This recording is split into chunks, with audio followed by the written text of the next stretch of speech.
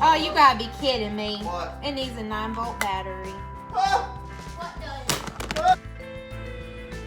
Yes, I threw that. It did still work after I borrowed a battery from the smoke detector. I did put it back though. So I'm just drawing the board. I'm putting the board where I want it, and then I'm drawing with the level. I drew a line. And then I just marked where the studs were with the stud finder. And we actually pushed the couch back just to make sure that we had it at the right place. This wall behind our couch is about the same size as our living room. There's only one way it can go in the living room. There's no other way to reconfigure it. We've tried. But there's no white on the far side of the room, and there's nowhere to put like a drink or anything. So I thought I would build some sofa tables. And then I thought, I've never built a table and I don't know if I can put legs on tables. And then I was like, how about I just put a shelf and I'll slide the couch back and you won't know it doesn't have legs. So that's what I end up doing. I totally cheat, but it was easy. I could do it by myself for the most part, and it was pretty inexpensive.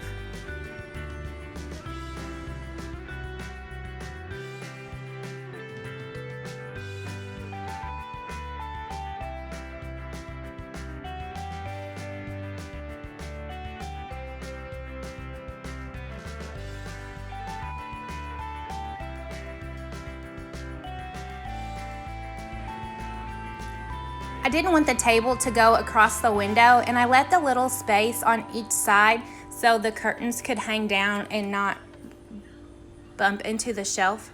So that's why there's those gaps right there. And I'm just measuring, and I'm gonna do everything exactly the same on the other side.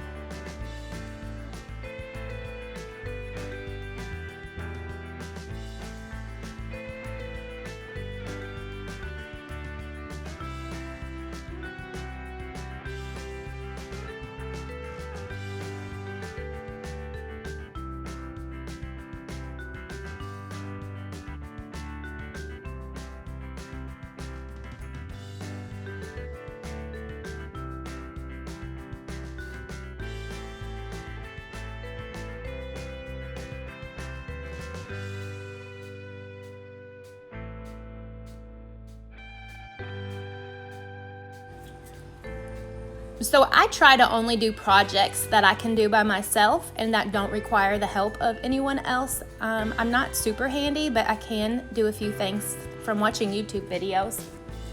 But I had to get my husband's help on this, and he came in, and it was just giving me a really hard time by myself, and we both kind of had a hard time working on it together. We were just trying to make sure that everything matched up.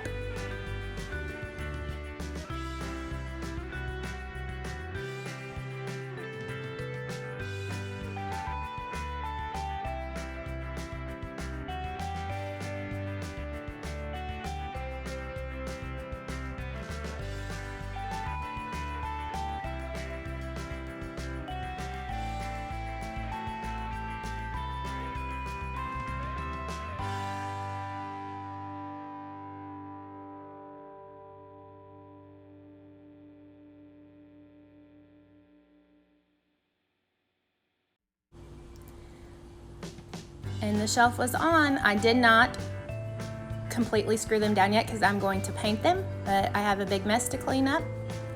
And this is what I want the shelves to look like to match that table. So I have some of this Waverly Agave chalk paint. You all know I love chalk paint. And I just dry brush it onto the wood and completely coat them.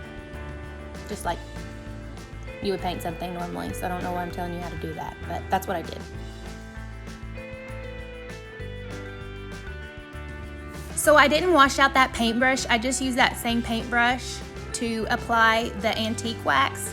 It's also the Waverly brand, and I used the white and then the dark wax. I like the combination of both of them, and that is what I have used on the other pieces of furniture that I wanted this to match.